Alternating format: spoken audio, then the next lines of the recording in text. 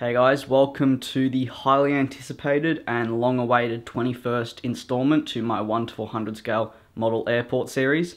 In this update we have no new models, but the airport does now have a completed spotting area and all the terminals are on the board. One has been fully completed and two more still need to have windows put on and some blocks stuck to it, but you'll kind of get an idea of what the end product will look like when I show you the terminal that is complete. So, I know a lot of you guys have been requesting this. I do apologize that it's been, I think, over 2 months since my last update. Mainly, the reason I haven't done an update for that long is I didn't want to record an update and have absolutely nothing changed in it. So, like, let's say I was to do one a week later, you'd see no difference. I know you guys really do enjoy it, but I feel like I want to show progress in each update. So hopefully with the finished spotting area, the terminals on the board and one completed, you guys will kind of get a sense of what it will look like when it's completed. The first model sitting in front of us is the Air Canada 7878 by Phoenix. This is in the new livery and it's lining up for runway 26 as we'll be heading off to Montreal. This is currently departing on time. I'm going to move up now to the regional stand. We have a Flybe Q400. This is the purple Flybe livery. Nothing really is going on here, but in 2 hours it will be departing off to, I believe, Birmingham, if I'm correct. Moving to the left, also, I just wanted to mention, I have purchased a new tripod. I'm still getting used to the fluid head.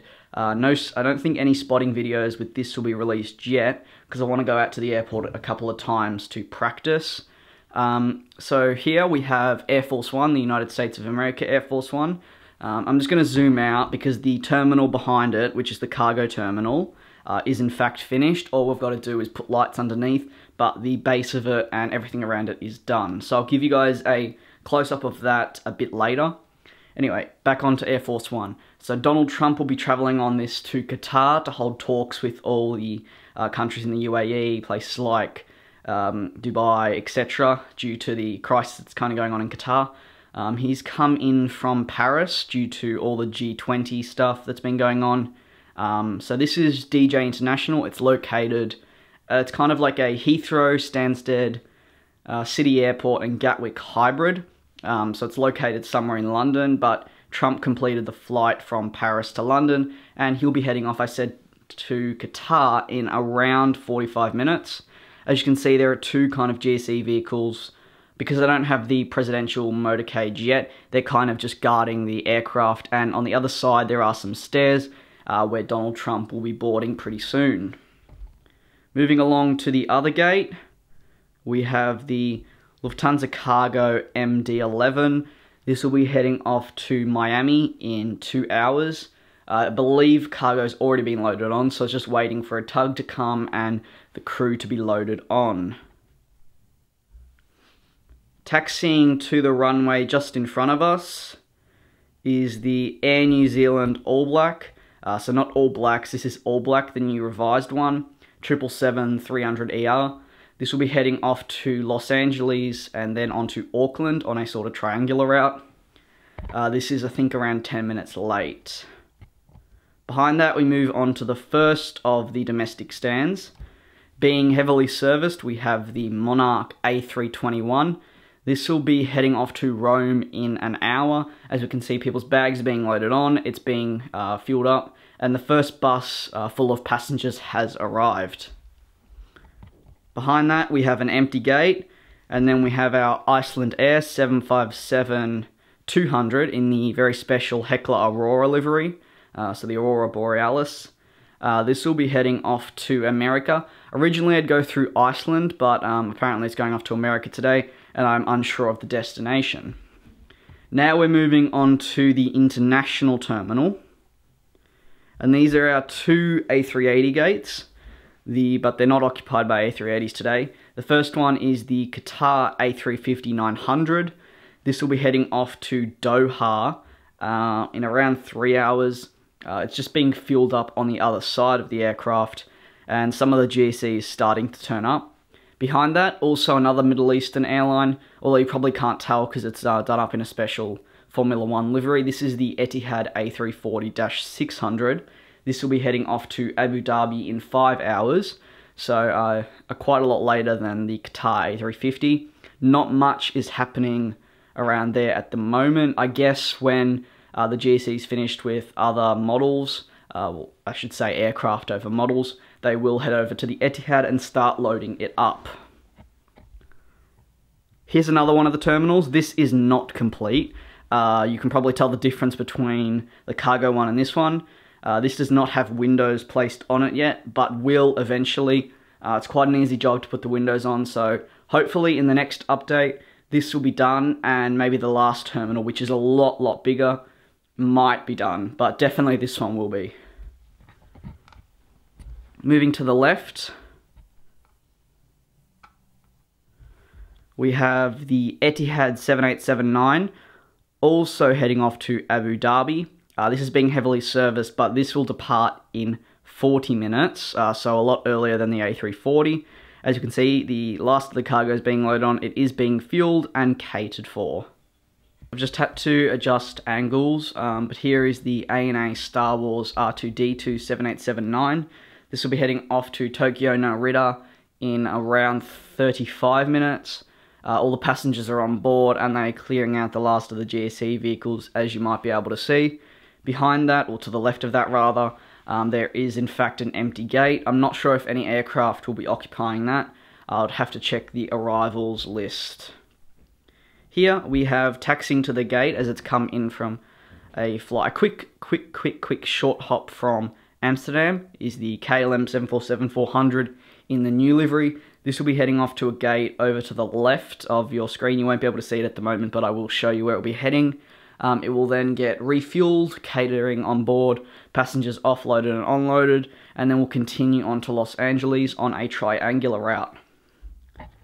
Moving to the left, we're now starting about to start the extension rather, which I've been spending quite a lot of time working on. This is the American Airlines 777 300ER in the brand new livery. I really do like this model, I highly recommend it. This has had some issues with its engine, however catering is being loaded on the other side of the aircraft, as well as passengers' bags in the AKE containers. This will be heading off to New York in around 2 hours, but the issue with the engine may prevent that time for a departure. And if you can happen to see the GSE above the nose, that's where the KLM 747 will be heading. So now I'm going to move on to the extension part. Some of you will know the extension. I've been putting a lot of time and effort into this part, so that there's a spotting area which you will eventually see, which I'm really happy with, as well as a fire station, which I don't know if I'm going to build a structure for, and a Gse Graveyard, where Gse that isn't in use goes to sit, and I've got some broken Gse which also sits there, but I really hope you like that. I have bought some accessories which I will show you for the spotting area, but I haven't unpacked them in this update. So onto the left we have the line marking the extension and the start of the backwards L-shaped terminal. So moving this way we have the British Airways 777-300ER. This is being serviced rather, and will be heading off to Singapore in an hour and a half. Moving along to the left, pushing back for a flight out to Dubai, is my British Airways 7879. These two, along with the American, and I'm just trying to think what else, Air Canada, are kind of my newest models, so they won't have been in as many updates, but I do quite like them. To the left of that, we have another empty gate. The terminal needs some work, as you can see. There's a bit of paint, dry paint dangling. And then we have the Emirates A380 United for Wildlife, which, when it came to land 3 days ago, burst a couple of wheels. It's having to sit there as we have I believe the AN225 is bringing in a new set of wheels. I don't know why I said AN225, that was the only one I could think of that I had. But let's also say that the engine broke, so it's bringing in a spare engine. So this is, I guess you could say, my A380 large aircraft remote holding stand. It will eventually be a proper working gate, But for the moment, I thought, why not make it kind of a remote holding stand and have a little situation going on. So now we're going to move on to my favorite area of the airport so far. This includes the last 4 domestic gates. So I guess you could say these don't even have sky bridges. You're transported by bus and then you offload and walk up to the aircraft, the GC stand, fire truck station and spotting area. So I'm going to zoom out now and you can probably see a tree, trees, pebbles, grass, road, little flowers, but we'll get onto that in a second. So our first one is the Lufthansa A320 One, which will be heading off to Hamburg in 45 minutes. Passengers are being loaded on, catering's being put on board. As you can see, the tug is waiting to push it back. Moving over to the left, we have the Ryanair 737, pardon me. Passengers are also being loaded onto this one. Moving to the left, we have the Aer Lingus A320 hiding behind a tree almost. Passengers are also being loaded on, and I'm pretty sure I can confirm that all the cargo has been loaded on, as well as the passengers' bags. So we're just waiting here for the passengers to get on board. So guys, this is the spotting area. I've been wanting to show you guys this for a long time. People following me on Instagram will have seen sneak peeks of me working on this, but it is in fact complete. All I got to do is a bit of cleaning, get rid of the last of the dirt, I guess you could say, put down a special thing I'm going to show you in a second, put some cars, and it is ready to go. As well as you can see the raw MDF board to the right. A fence will go up there because of course, and grass. I just need to get some more grass, as the grass color we purchased was the wrong color. So eventually when we get that, I will complete the last 2 bits of grass, and then for the whole entire airport, the grass work is done, which is a big achievement as it's very difficult to cut, measure, and do all of that. But anyway, I'll give you a quick overview of what this is. So you'll see closest to the screen, pebbles. That is like a framework, I guess you could say, and the normal tarmac runway color, that square, that is where cars will park and people will stand to take photos of aircraft, usually departing, because they really only arrive and depart one way. So you get some good head-on shots of aircraft departing from there. There is then in fact the road that runs alongside the grass and the trees. Now the trees is kind of symbolizes a barrier between the airport and the road. As you can see, there is 1, 2, 3, 4, 5, 6 trees that are along there. Almost, I won't say definitely, equally spaced out, and there are some little bushes put in the middle, 2 in the middle of each tree.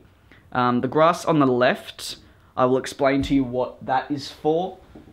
I, from a hobby house, indeed purchased some cows. So cows will go there, and I also bought, similar to this size, some people that I will include to be looking when I can find some cars.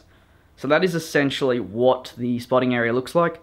You'll see over to the right, if we just move the camera, this is the Gse Graveyard, and to the left you might be able to see the fire trucks. Nothing special over there, so I won't give you a bird's eye view of that.